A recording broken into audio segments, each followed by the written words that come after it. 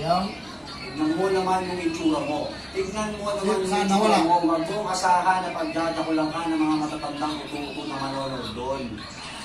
Kasi una sa lahat, ang pangit mo. Pangalawa, maasim ka. Ay, bakit mo ba kasi pinahiram sa kanila?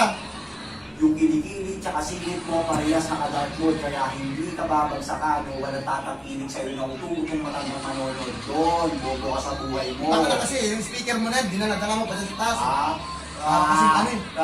bunga. Oo, yung pera mo ngayon. Saan na?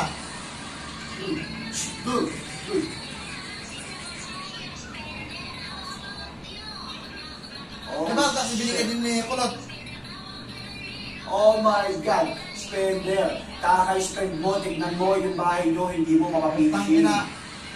Saan na yung mic? Ha? Yung background mo, puro haro blocks, nakikita ko. Sila, kasi nandun yan sa taas eh. Hindi, unahin mo. Unahin mo muna yung sarili mo bago yung Tapos ngayon, tao. sumusumbong kayo sa akin.